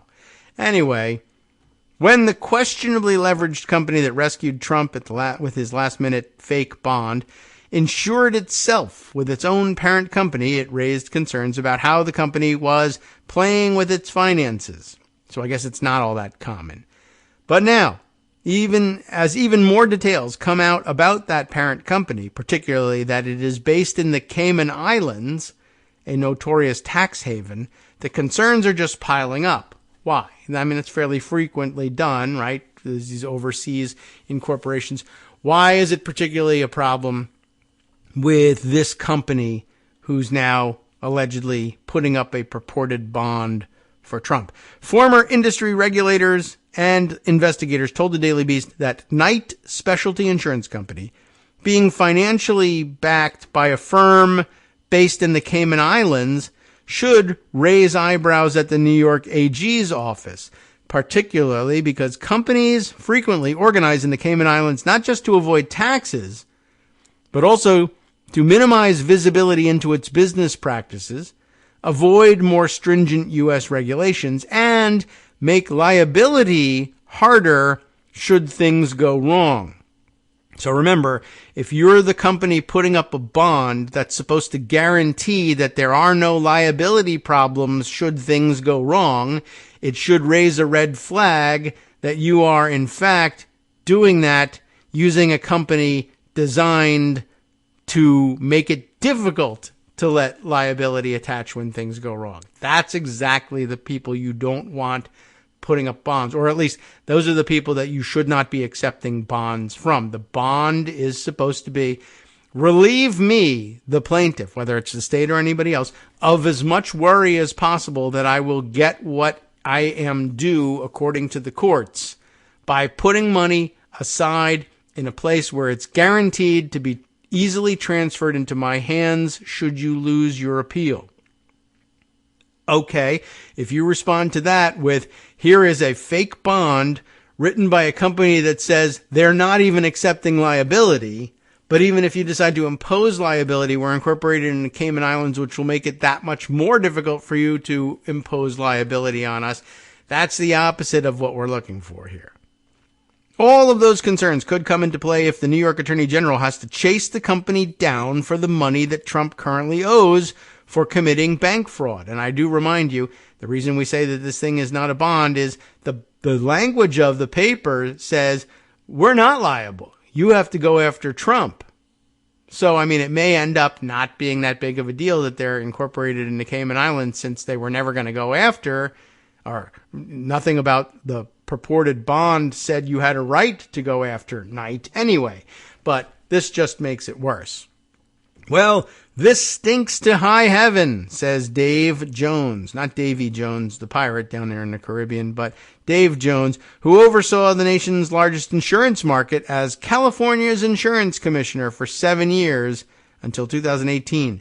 Taken in its totality, this dog does not hunt. You should always take dogs in their totality, I think. Especially this one. This dog does not hunt. Along every step of the way, this purported bond, that's part of his quote, that's good, is problematic.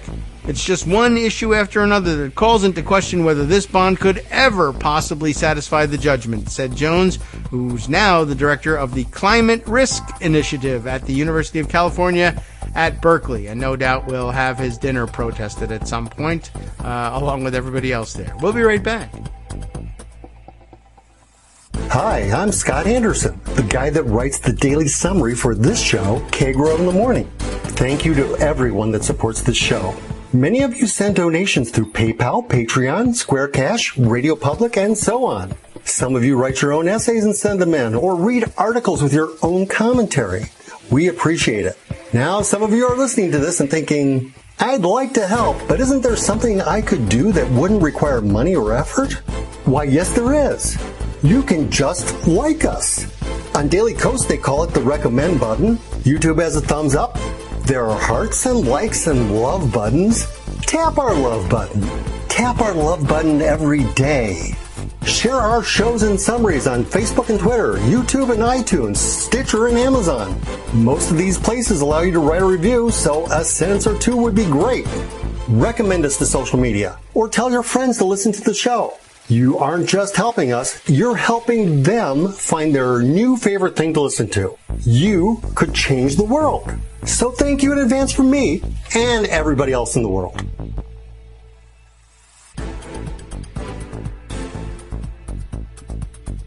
All right, welcome back now to the Kagro in the Morning Show here on Netroots Radio. Let's see. All right, where were we? Let's continue on with the reading of Jose Pagliari's report in the Daily Beast about how smelly Trump is with respect to the choice of bond issuers for his appeal. But he also reputedly stinks to high heaven as well. So we left off with the very interesting and purposeful quote from Dave Jones, who does say, taken in its totality, this dog does not hunt, but what I really liked was, along every step of the way, this purported bond is problematic. One issue after another that calls into question whether this bond could ever possibly satisfy the judgment. Right. Former regulators described a potential worst-case scenario. Here's why it would be bad. Trump loses his bank fraud case. That's actually best-case scenario so far, but you see, worst-case scenario in terms of getting paid. So not the worst case scenario for Trump, but the worst case scenario for the state of New York. Trump loses his bank fraud case. That's actually a good thing for the state of New York on appeal, but refuses to pay. Can you do that? They say no ordinarily because then the court has the authority to step in and seize your assets and sell them and use them to satisfy the judgment. So, can you do that? Well, you can do that, but then they'll take everything you own. But then, will they with Donald Trump? And also, if they do, does that mean the state gets paid or not? But can you refuse? You can refuse. That everyone should understand that is a thing that you can try to do. So, worst case scenario, Trump loses his bank fraud case on appeal, refuses to pay.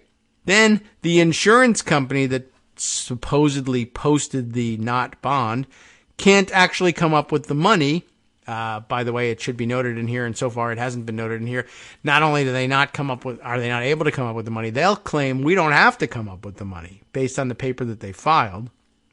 But if we pretend that they are constructively, as they say in legal terminology, that's the term of art here, we say they're constructively liable for the $175 million because they were supposed to be, and they told everybody they posted the bond, and even though the bond paperwork says that they're not responsible, you say, well, that's not a bond. And if you told all the newspapers you posted bond means you're on the hook, so you're on the hook. That would be constructively holding them liable. I don't know if anybody would be willing to do that, but that's how it would work. So, starting again, this is just how stupid and complicated this thing is. Trump loses the appeal, refuses to pay, insurance company can't come up with the money. And so, the New York Attorney General runs into problems chasing after a second company that never explicitly promised to pay, but that's okay because the first company didn't explicitly promise to pay either. So now they're chasing a second company that never explicitly promised to pay this particular court judgment, and it's based in a little regulated foreign jurisdiction in the Caribbean Sea. So you can see how this gets worse and worse, although really honestly the whole thing collapses on we never said we were going to pay.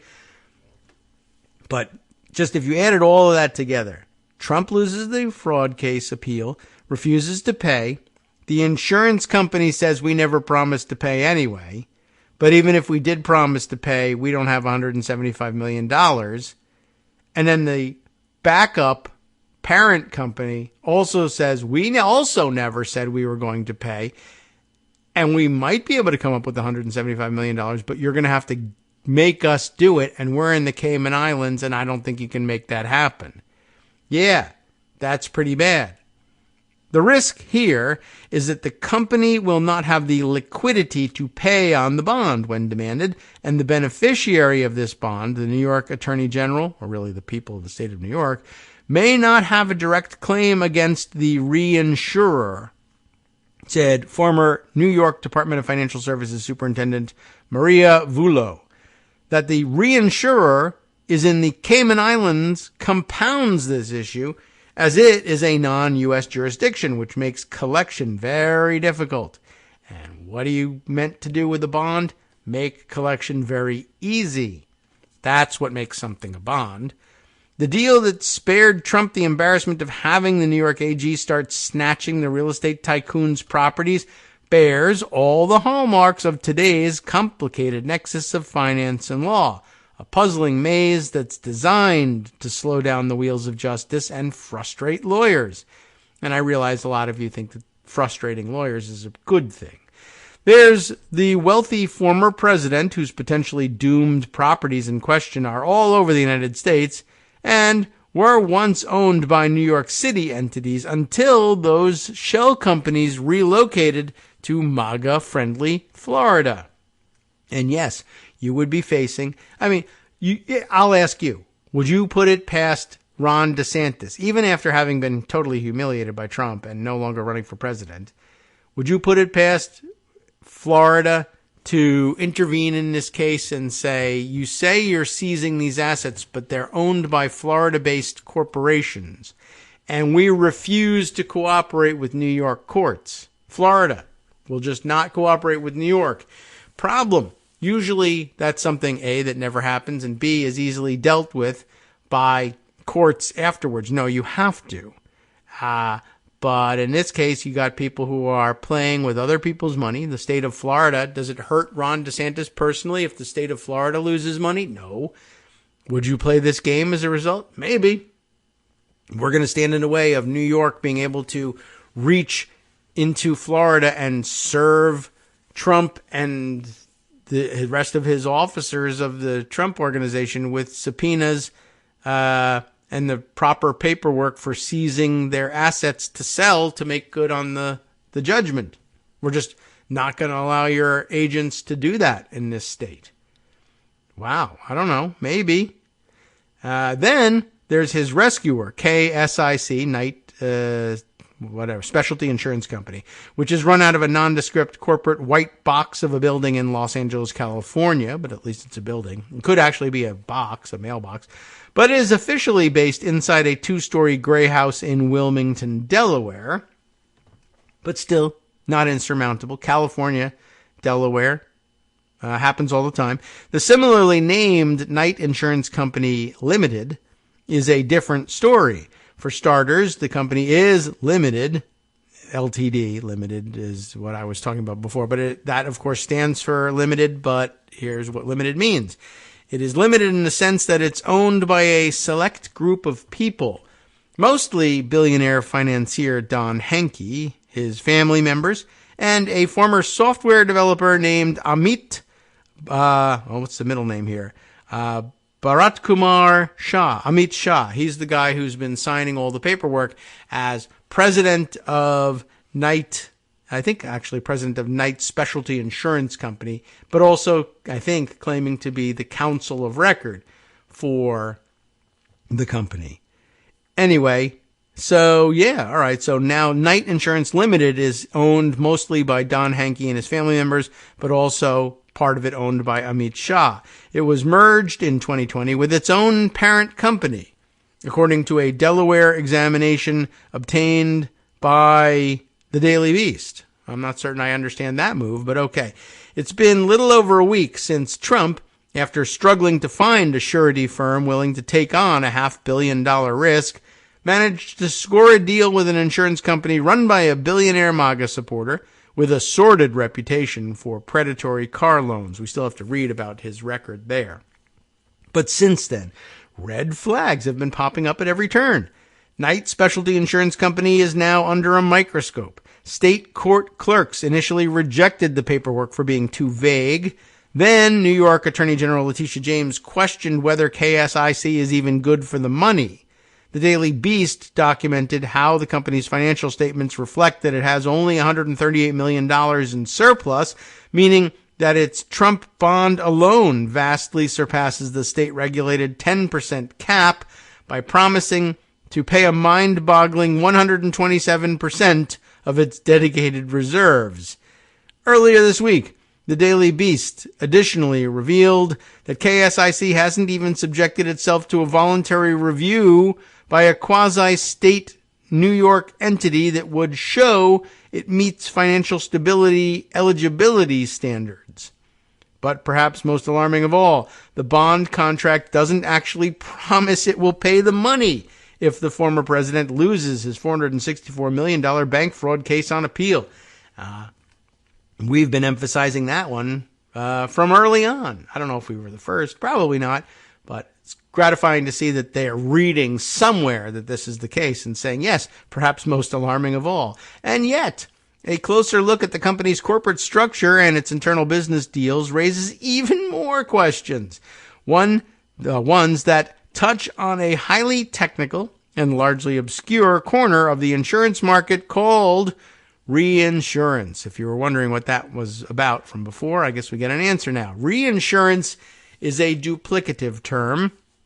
It refers to the way insurance companies insure themselves, hedging their bets after taking on a ton of risk by making promises to pay policies, then investing that money in stocks and bonds, knowing full well that the company would have to pay out huge sums of money someday. So this is actually a different area of insurance than I was discussing. I mean, it's similar in the sense that you need to be insured, but an insurance company will, of course, need to have insurance both to cover its own employees' health care if they offer that as a benefit, and I think now you kind of have to, but also just regular operational liability insurance. But like somebody slips and falls in their parking lot, what have you. You know, all right, well, you've got liability for that accident and you have to be insured against it. That's one thing. But also, in addition to all of this, the reinsurance part of this is what's most of interest here and most directly of interest,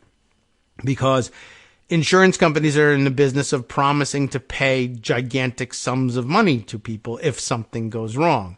So they buy insurance against having to pay, which is amazing because that's your business model. The fact that you have to buy insurance against having to perform against your insurance model is actually probably an indication that there's something wrong with this business model. But anyway, you can do it financially. You can, structure things such that the burden is distributed, and that's probably best from an economic perspective, so that you don't just have every time there's a big case, an insurance company could be snuffed out because it goes bankrupt, and this distribution of liability helps prevent that from happening. I'm an insurance company. You buy $1 billion insurance policy with me. I'm committing to pay you $1 billion, crossing my fingers and hoping against hope that nothing ever goes wrong and I can just continue to collect premiums. The idea, I guess, the microeconomic idea of all this is, well, you probably won't have a major liability issue for several years, after which time you have been paying me premiums for a long time, and I've been saving that money in case you have a major problem and need your $1 billion back, essentially. But no, that's silly. What you're actually doing is not sitting on the money and saving it. You are actually investing it. Stocks, bonds, what have you, in hopes of making more money so that, one, in case that $1 billion liability comes up sooner than I was planning, I have more to give you. But, well, there's also this other little trick. I'm going to buy insurance in case you make a claim and I have not got the cash on me. And I am almost assuredly not going to have the cash on me because it is my practice not to have the cash on me. I have invested it elsewhere. But don't worry, because I'm insured in case you need to come to me and say, hey, I'm insured. That's reinsurance. What a dumb concept. But it's better in the long run that everybody be reinsured. So what's happening here? All right. So again, this is a good way of explaining it. Insurance companies insure themselves, in addition to all the other insurance that a normal company has to have, hedging their bets after taking a ton of risk by making promises to pay policies and then investing that money in stocks and bonds, knowing full well that the company would have to pay out huge sums of money someday. In effect, it becomes a simple way for insurance companies to clear liabilities off the books and free up other funds to form a surplus. That's the wiggle room that they can rely on when catastrophe hits and policyholders all demand to get paid, or when investments underperform, or both. So that surplus, by the way, is what Knight Specialty Insurance Company was using to show the New York courts we can pay the bond if we have to, but also issuing paper that says, by the way, we don't promise to pay the bond. So doesn't really work out.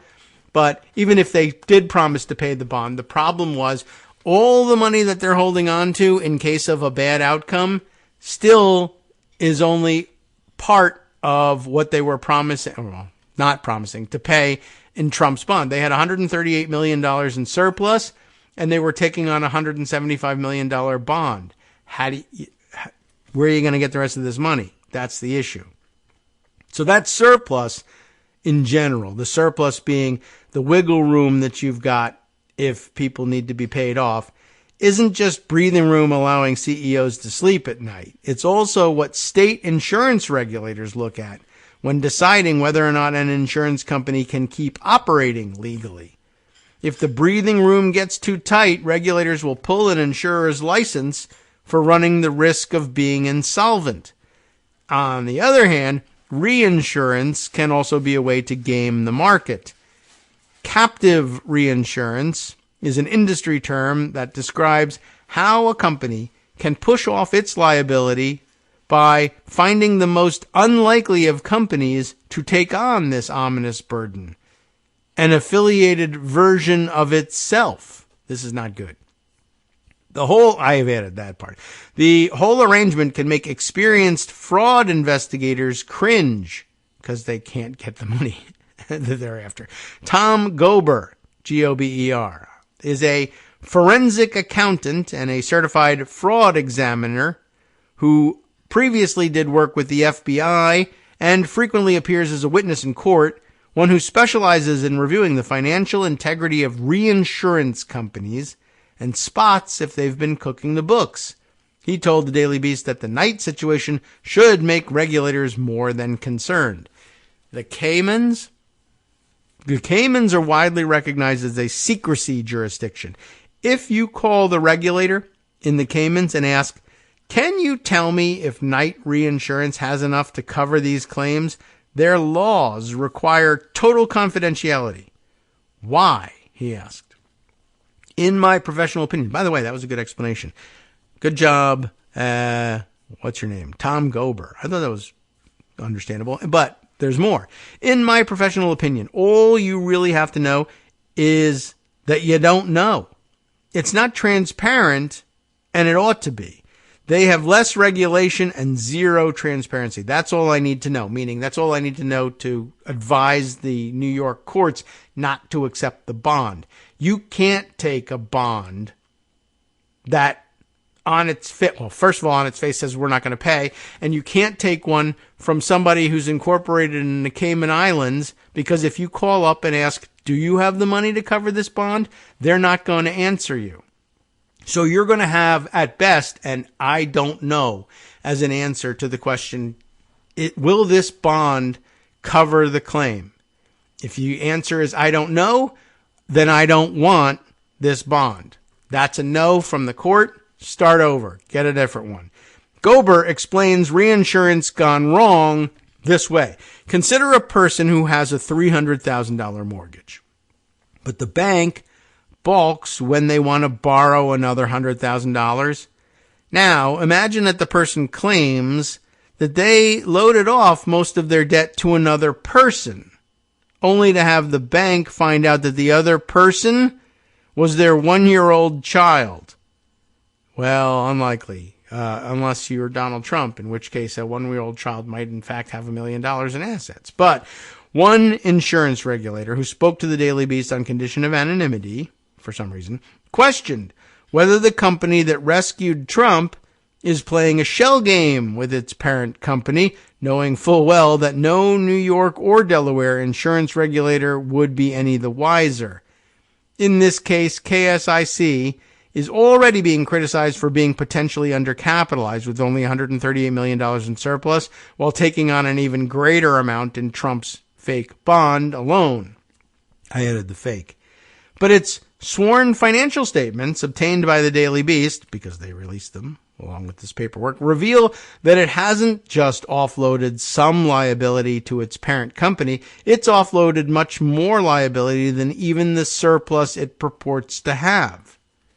According to the latest figures issued December 31st, KSIC has moved $323 million in liabilities off its books to 3 firms, its parent company, KIC, and 2 sister companies, Knight Insurance Company, SPC FBO, Hankey Ray, R-E, and Knight Insurance Company, SPC FBO, Wilshire Ray. I don't know what the Ray is, but I guess that comes up here. By comparison, KSIC has only managed to move $20 million to well-known reinsurers with a proven track record like Swiss Re. I don't know what Ray actually is here, but Swiss Re, the W.R. Berkley Corporation, and others. So in other words, here's what I can make out from this. The vast majority, when it moved $323 million of liabilities off books through reinsurance, only $20 million of it was acceptable enough for actual other third-party insurance companies with a reputation for quality to say, I'll take that. $300 million of it is them slicing and dicing it among their own shell companies. Why would you choose to send virtually all of your reinsurance to your own 3 companies in the Caymans? That is a good question. It's easy. You'll get approval because you own all the companies. But like I was saying, as weird and maybe potentially dangerous as reinsurance is as a game, at least if you keep the game limited to reinsuring yourself with reputable players, the risk is distributed. If you do not distribute the risk, how do you avoid the problem of falling into bankruptcy as soon as there's a claim? And the answer is, what if I incorporate in the Cayman Islands and if there's a risk, you can never catch me for it? Well, that's a way to stay in business, I guess, but somebody's going to get screwed. And if you're an average consumer, maybe you end up not knowing this and getting screwed. But if you're the state of New York represented by the New York State Attorney General, you don't have to settle for that. Especially if you have the court on your side, and the court will say, no, we have to get paid. This will not do. So why would you choose to send virtually all of your reinsurance to 3 companies of your own in the Caymans? Well, that's like moving money from one pocket to another. The big question is, do the Cayman affiliates have $323 million in liquid assets to honor these claims to Knight's specialty? I'll answer that before he does. If the answer is, well, probably not, then ordinarily that's bad. But if you're in the Cayman Islands, who cares? You're never going to get it, and you'll never know that we never had it in the first place. But do the Cayman affiliates have the $323 million? You're supposed to know that. If not, you've got problems, Gober said. And that total, which amounts to nearly $333 million, isn't some nebulous risk the company might very well avoid entirely. As Gober explained, the figure represents the rock-bottom estimate of the claims that the insurance company has promised to pay, valued at the concrete present dollar value. That's a little fancy, but trying to push that risk off onto a big-name firm would be no different than taking out a regular insurance policy. The company would have to show that it has collateral and prove that it has assets to back it up. But if you do it yourself, you don't have to. If it's not affiliated, I'm not concerned, especially in the world of reinsurance. If you cede to a legitimate independent company with its own money, it's likely legitimate, Gober added. Looking at their list of reinsurers, note the traditional independent ones are authorized and unaffiliated and have very small amounts. The big money is with their own affiliates in the Caymans. As several sources noted to the Daily Beast, the bulk of the liabilities were moved to the companies that are affiliated, unauthorized, and based in the Cayman Islands. The fact that they're affiliated with the same umbrella of corporations is a red flag because it opens the door to self-dealing.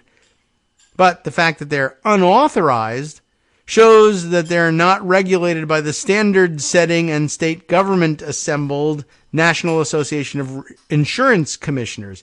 Hence, why they don't even have the accepted NAIC's code assigned to trusted firms. We're getting a little further afield here, but of course, there's also the fact that the companies are all based in a tropical paradise roughly the size of Martha's Vineyard. The Cayman Islands refers to a self-governing British territory, in case you didn't know this. I don't know why anybody wouldn't, but okay. Made up of essentially underwater mountain peaks, western offshoots of the mountains on the Cuban Sierra Maestra. This seems unnecessarily intricate in terms of the geology of it all, but maybe you'd be interested in geology. I know some people who are. I know some people who say they are and turn out not to be. The trio of islands lie just south of Cuba and boast the highest standard of living in the region because everybody moves their money there to hide it and then they steal it. A natural consequence of billionaires stashing money there because the state doesn't charge income taxes. It should come as no surprise that Amazon billionaire Jeff Bezos sails his mega yacht Koru under a Cayman flag. In 2021, the Tax Justice Network ranked it as the number 2 best tax haven in the world, scoring a perfect 100, but losing to the British Virgin Islands. I'm not sure why, but they did. The Cayman Islands also have their own courts, which is where the New York AG might have to go to get the $175 million she was promised if KSIC doesn't honor the bond that it completed for Trump. Although I would point out they haven't completed it. They're challenging the acceptability of it. I think what happens is if the New York AG goes to the courts and says, yeah, there's been no bond issued here. We need to start seizing assets. Don't say, okay, this bond is fine and we'll see what happens. That's not what they're going to be pressing for. It's ridiculous to think that it would come to that. Jones, the director of the Climate Risk Initiative at UC Berkeley, the guy who explained everything above, thinks that that could be a challenge and maybe even an insurmountable one. He recalled facing a similar situation when he was a top insurance regulator in California, where the state had just secured a judgment against a French company, only to have experts tell its department that the fight would be long and fruitless. What the New York AG must be thinking is, what recourse do I have in Cayman Islands courts? If I get a judgment against the bond, even if I sue the reinsurer, can I enforce that judgment in a Cayman Island court? Maybe, maybe not. It raises a whole nother level of complexity, he said. And in reality, it's even worse than that, which is good reason not to accept the bond. That's what I'm saying. What else could happen? Trump's bond only came from KSIC, and while the smaller firm cleared some of its books by saddling its parent company with liability, reinsurance agreements exist to keep an insurance company alive. There's nothing in the bond filed in court that explicitly states the larger parent company will swoop in to pay the New York AG on Trump's behalf. It's not clear that she'll have recourse against reinsurer if the bond issuer doesn't pay. One potential problem is that typically policyholders who have a claim against an insurance company don't have a claim against the reinsurance that's being provided to the insurance company unless there's a cut-through provision in the reinsurance contract. What do you think? You think there is any? No way. But we don't know that because neither KSIC nor its parent company have explained the exact terms of their Trump deal. Questions sent to the company went unanswered on Thursday, even if there is a cut-through provision. There's an issue of the practicality of enforcing that in the Caymans and whether the reinsurer is adequately capitalized itself, Jones said, and that too is hard to prove. There's just a wee bit more here, but that has more to do with the complexities of companies in the Caymans and what they're required and not required to do there. Basically, as you can see, this is an impossibility. And if the New York AG is doing anything but going to the court, and we have to wait until April 22nd to do this, and saying, Your Honor, this is not a bond. No bond has been issued here. We have to remedy that. Whatever we do, we're not accepting this. This is an impossibility. Radio.com. You have been listening to Kagro in the Morning with David Waldman. Well, the good news is that Justice Putnam and the West Coast Cookbook and Speakeasy are back, so you'll get a fresh episode for Monday. Lots to discuss from around the country and around the world. Let's see what's up the last hours before that New York trial. No, it's already underway. Trump reminded everybody about his dark past owning teen beauty pageants. Why?